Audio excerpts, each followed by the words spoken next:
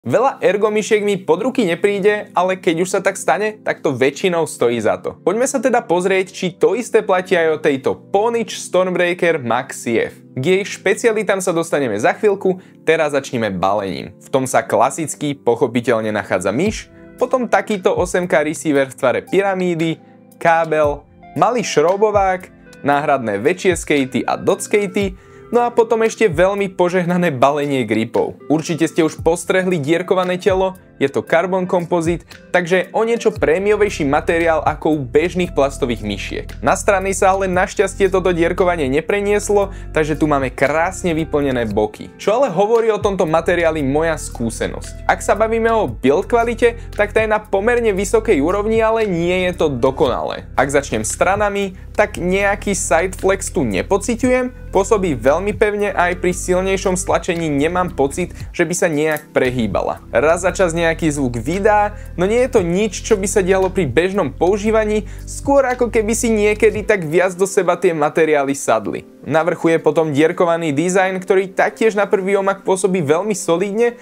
no pri silnejšom stlačení tam je trošku cítiť flex, ale keď sa vrátim k tomu, čo som hovoril predtým, tak fakt tú myšku takto silno pri bežnom používaní stlačať nebudete, len vás chcem upozorniť, že tá myška pevná ako skala rozhodne nebude. Niečo dočinenia na tom určite bude mať aj jej hmotnosť, ktorá je iba 48 gramov, a to pre myšku takejto veľkosti je naozaj málo a je to fakt cítiť. Celkovo tá build kvalita pre mňa osobne je takých 7 z 10, pretože ničím nejak extra nevyniká, ale zase nie je to ani žiadna katastrofa. Je tu ale ešte jeden nedostatok a tým je trochu voľnejšie pravé tlačidlo, ale k tomu sa ešte dostanem. Prešiel by som teraz z build kvality na to, ako sa držala v ruke. Je to teda väčšia ergomyš, takže na nejaký ergo claw grip je použiteľná, ale najmä by som povedal, že bude vyhovovať palm griperom, kedy fakt sadne do ruky ako uliata. V ruke drží inak fakt dobré, coating je tu slušný, nie je to žiadny ultra level coatingu, no dostatočne dobrý na to, aby sa myška v ruke nešmíkala. Ja som ju teda používal bez gripov úplne v pohode,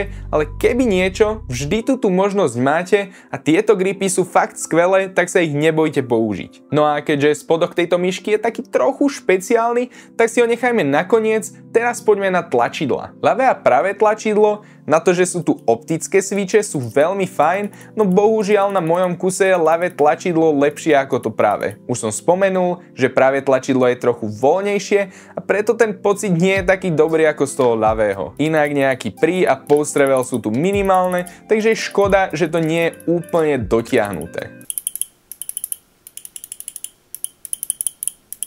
Môj osobný názor je, že možno by stačilo to tlačidlo len zvnútra trošku viacej dotiahnuť, ale toto video je zamerané na tú skúsenosť bez akýchkoľvek zásahov. Potom koliesko, to je trošku tuhšie, ja mám rád ľahšie, ale nevidím to ako problém, skôr ako osobnú preferenciu. Inak je výborne odkrokované a klik tiež, pre mňa trošku ťažší, ale úplne bezproblémový.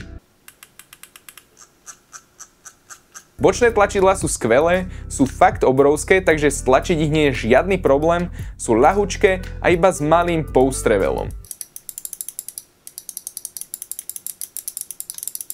To najzaujímavejšie ale príde vtedy, keď si tú myš otočíte opačne, a teda nie je to ani kvôli tomu prepínaču na zapnutie a vypnutie a nie je to ani kvôli skateom, ktoré sú teda dobré, dostatočne hrubé a s dobrým glidom, je to kvôli nastaviteľnému senzoru. Väčšinou sa o senzore tých myšiek bavíme v prípade, že majú ten senzor umiestnený trochu vyššie alebo trošku nižšie. V tomto prípade je to ale všetko o osobnej preferencii. To, čím je Stormbreaker Max CF najviac špeciálny, je senzor, ktorý si viete nastaviť podľa vlastnej preferencie o niečo vyššie alebo o niečo nižšie. Ak mám pravdu povedať, mne najviac vyhovoval v tej základnej prostrednej pozícii, ale vyskúšal som si aj tú vyššiu a nižšiu a keby som si ja osobne mal vybrať, tak idem radšej do tej vyššej. Čo to znamená pre vás je, že ak si ten senzor nastavíte vyššie, tak pohyby sa budú zdať o niečo rýchlejšie, lebo senzor prejde na jeden pohyb zápestia väčšiu vzdialenosť, alebo opačne, ak ho dáte nižšie, bude sa to zase zdať pomalšie. Potom taktiež záleží na tom, ako presne tú myš držíte, lebo si môžete ten senzor podľa vlastného gripu vycentrovať. Tých možností je fakt veľa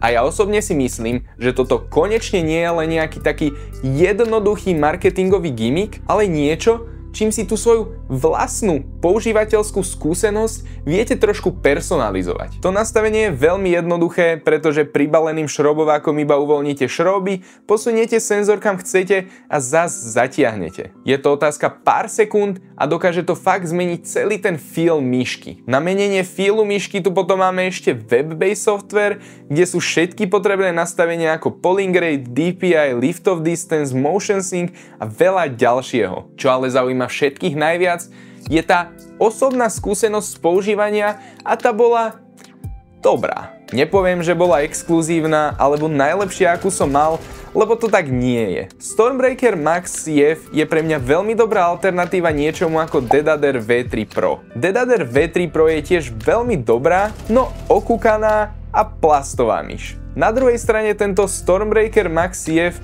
ponúka nejaké vychytávky ako nastavenie polohy senzora, exotickejší materiál alebo aj zaujímavejší dizajn. Počas používania som sa nikdy necítil tak, že by som tú myš používať nechcel alebo by niečo nefungovalo.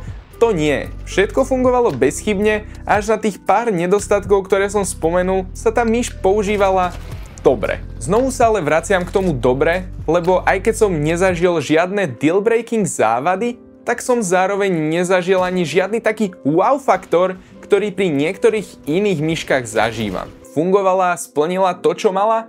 Rozhodne. No za tých 160 € by som čakal, že ma ohúri viac. A teda, ak sa vám toto video páčilo, nezabudnite dať like a subscribe. Tu si potom pozrite ďalšie video, no a my sa vidíme zase ďalší piatok. Čaute.